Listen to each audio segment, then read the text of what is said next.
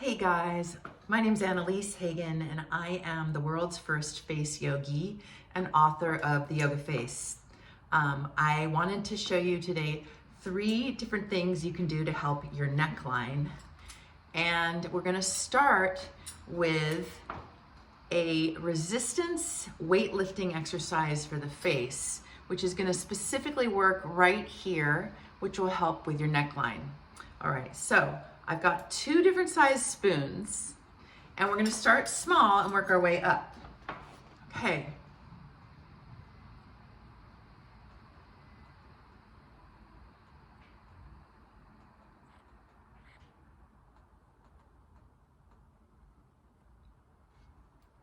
Okay, so that's weightlifting for this area of your face. Always make sure you do it on both sides.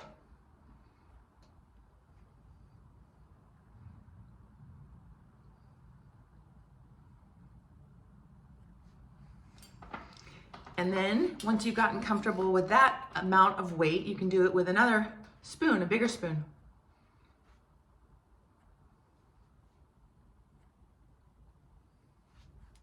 Again, flipping the spoon to the other side so you don't get asymmetrical.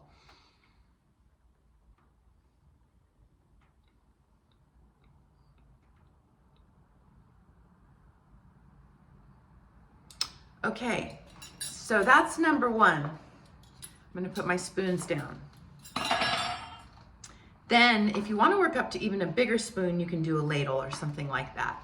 But really it's just a targeting of this area and also this area. Another thing you can do is very simple. I'm doing it right now. Get a shorter haircut. I had long hair, it was down to about here. I was really attached to it and I liked having it. But the truth is I get highlights. Right now this is like my base color, but this is all highlight. And my hair gets fried by the highlights. And when it gets long like that, the ends just get brittle. So I just cut off about 6 inches, what my hairdresser did. And I also noticed that as I'm getting older, chin definition is becoming more of a thing. I do a lot of face yoga, but still I can use all the help I can get. And I just find that like a shoulder length layered haircut really, it draws the face to the point of the chin. And when I have long hair, it kind of like diffuses everything. So I would recommend getting a really good haircut if you're feeling like self-conscious about your chin and your neck. Okay, I have 2 more. The first one is, I call it the fireman bob after Jim Carrey. You're just gonna go and really tense this muscle here on either side, the platissimus. It goes from here down to here. And just kind of squeeze it in. Sometimes I get really tense and my head starts shaking when I do that one, but I can't but help but smile when I do it. So if you feel like you've got like crow's feet happening when you do that, just go like this to kind of neutralize them. And then squeeze your neck. I should say you're tensing your neck. It's more like a tense. And sometimes you can give yourself a little more resistance by holding at the base of the throat. And then you can really feel the muscles working, because you want to feel the muscles working. You want to make sure you're doing it correctly. So, and I say for about 10 seconds, 3 times in a row is pretty good. The last one is posture. I probably should have started with this one first. But especially with all of us looking down at devices, right? Look at what's happening to my chin when I look down. So just remember, you can really change the way your face looks, long-term and short-term, by having good posture. Head tall, shoulders back, navel to spine, chest lifted, and then lift your tongue up to the roof of your mouth.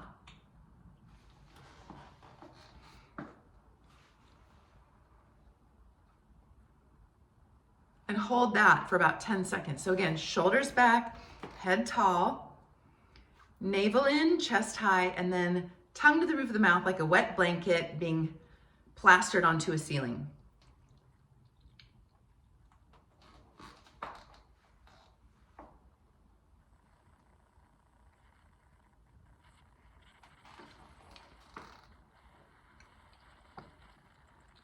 And some people call that mewing. It's kind of a variation of mewing.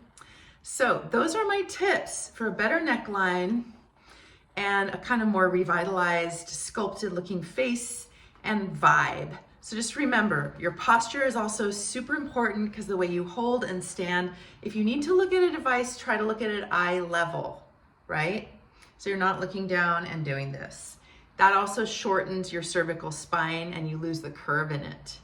All right, those are my tips for today. Nice to see you guys, and I'll see you on the next one. Namaste from the Yoga Face.